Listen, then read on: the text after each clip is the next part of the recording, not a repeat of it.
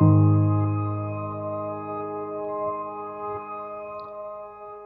さんこんにちは。今回の動画は私がフランスの田舎暮らしで体験した中でもとても素晴らしいなぁと感じたこと、蜂蜜の収穫をする様子をお届けします。我が家から車でほんの10分、同じ村に住む趣味で養蜂をされているお友達の家にやってきました。ご覧の通り、同じ村とは思えないほどすっごく森の中に住まわれています。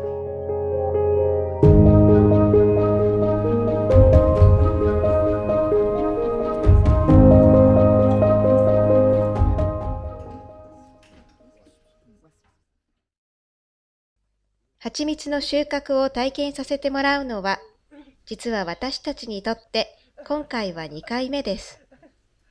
YouTube の動画の撮影をしてもいいかお願いしてみたところ、快くご承諾いただきました。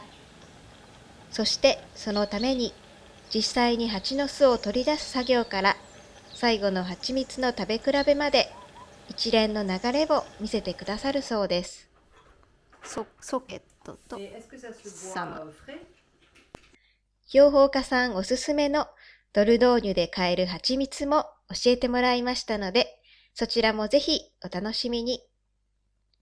それではまず早速、蜂の巣を取りに行きましょう。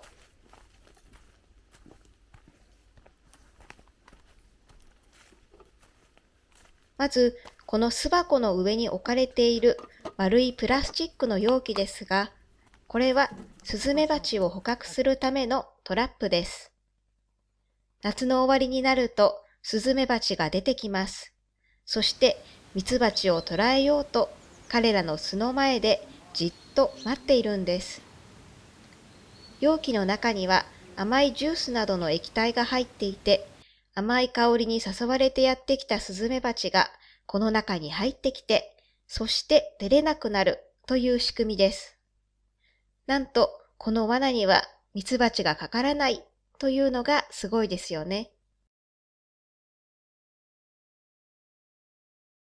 こちらにある巣箱は、ここから少し離れた場所にある農家さんのお野菜畑に置かせてもらっていたものを、数週間前に回収してきたものと、こちらのこの森の中に置かれていたものとがあります。今回はこの森の中で集められた方の蜂蜜を一緒に見てみましょう。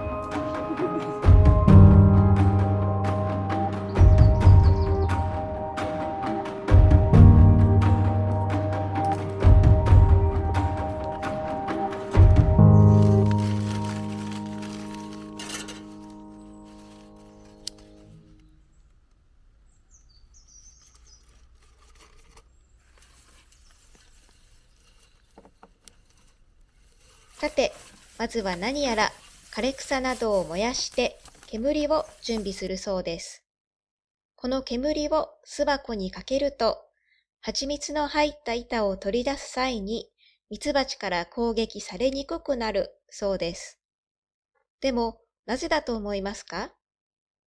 とても興味深い理由を教えていただきましたので、私が防護服を着た後にご紹介します。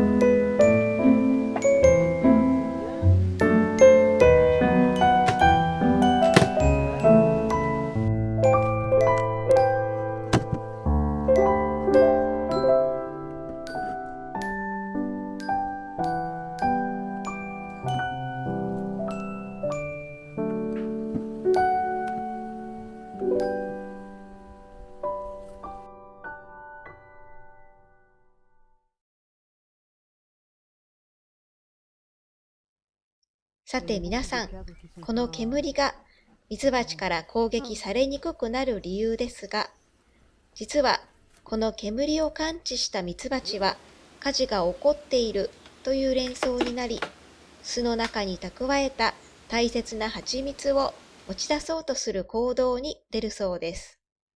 ということで、蜂蜜を持ち出すために忙しくなるため、攻撃されにくいという効果がこの煙にはあるそうです。ただどうやらこの煙の効果には諸説あるそうですね。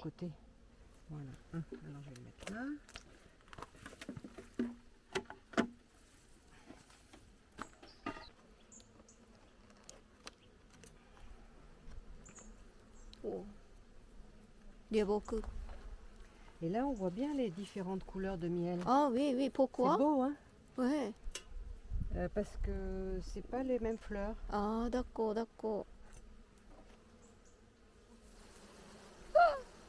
Non, non, c'est pas... 板を巣から取り出すときに、ヘラのようなもので板を巣箱から切り離しているのがわかりましたか？この板と巣箱をつなぐものはプロポリスというものです。後で味見もさせてもらいましたので、またどんなものかもお見せしますね。こういう感じで一枚一枚丁寧にミツバチを優しく払いながら板を回収していきます。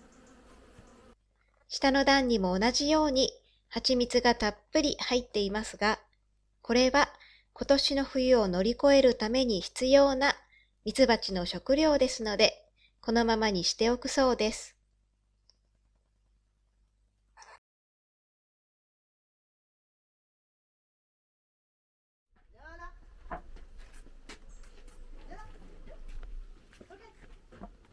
Tu vois, il y a 3 abeilles là sur un cadre. Ah, d'accord. There are 3 bees in the box.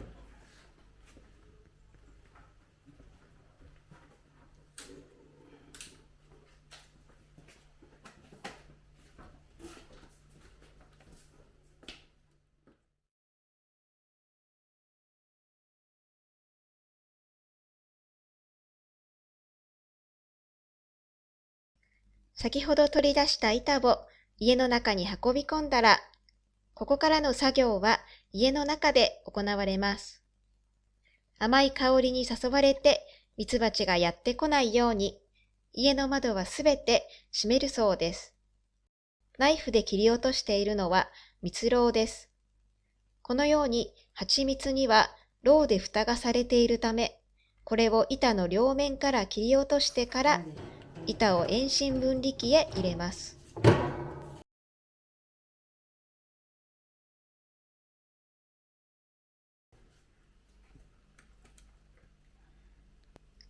ここでもう早速蜂蜜の味見をさせてもらいました。はじめの薄い黄色の蜂蜜はアカシアという花のもので、色の濃い茶色の方は森のいろいろな樹木の花のものだそうです。後に食べた茶色いものの方が味が濃く感じました。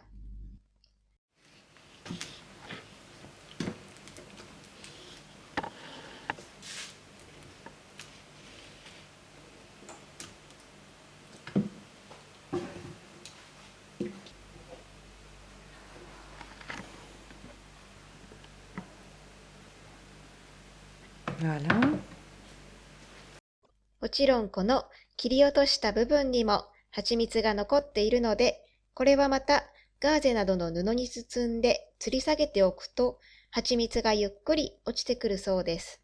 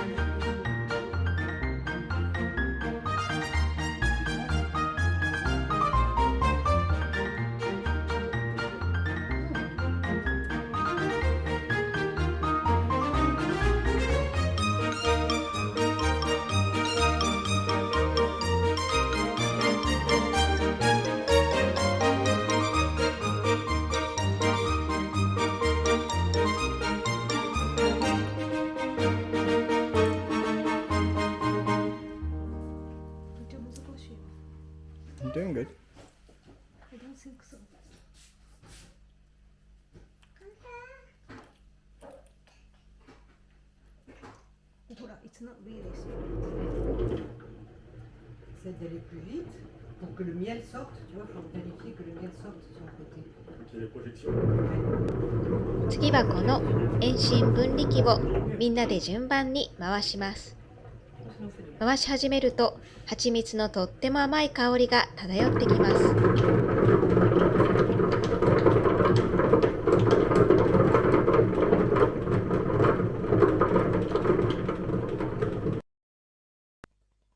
こんな感じでそこに蜂蜜が溜まってきているのがわかりますか？ Oui. Exactement. これは巣箱からこの板を取り出す際に少し触れたプロポリスというものです。とても貴重で健康にもよく、様々な方法で使うことができるそうです。抗菌作用があるので、お茶やコーヒーなどに入れて飲むと風邪の予防にもいいそうです。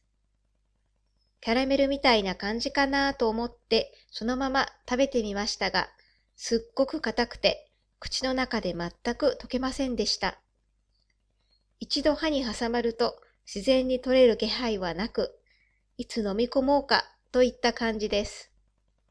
感想はというと無味無臭でした。Et là, c'est le moment magique. Tac.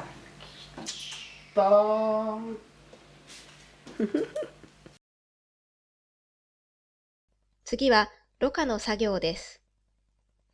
網目の細かいザルを通して混入してしまった蜜蝋のかけらやゴミなどをゆっくりと取り除きます。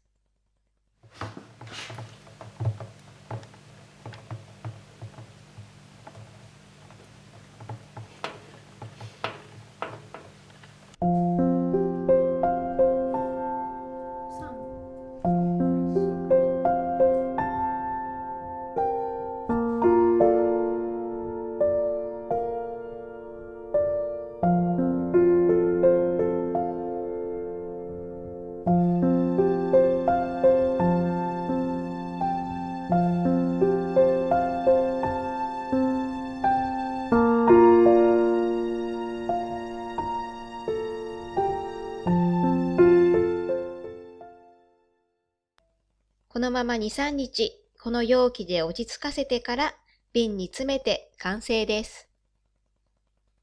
この青色の容器には、毎回どれぐらいの量が収穫できたかが記録されています。今回の分は30キロぐらい取れたみたいです。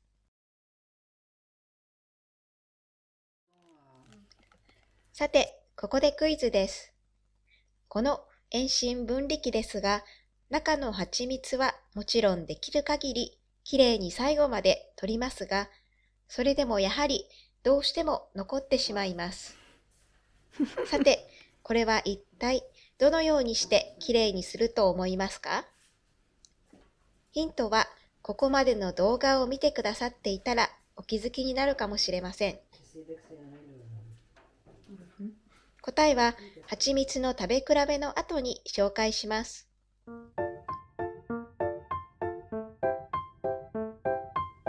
さて、蜂蜜の収穫いかがでしたか？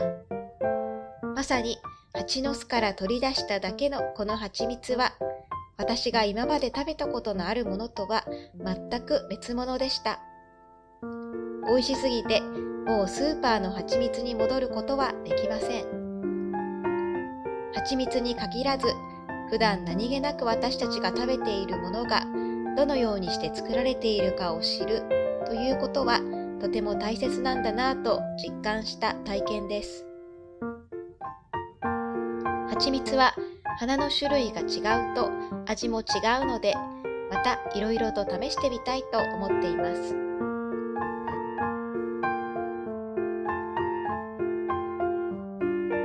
そして養蜂家さんおすすめの蜂蜜は、偶然にも私の気に入っている蜂蜜と同じだったんですが、それは栗の蜂蜜です。他他のものと比べてかなり味も色も濃く、ちょっと渋みのある味わいです。皆さんのおすすめの蜂蜜もぜひコメントで教えてください。さて、遠心分離機のお掃除方法はこちらです。正解はミツバチにきれいにしてもらうでした。こうやって置いておくと約1時間ほどできれいになるそうです。こちらの動画をご視聴いただきありがとうございました。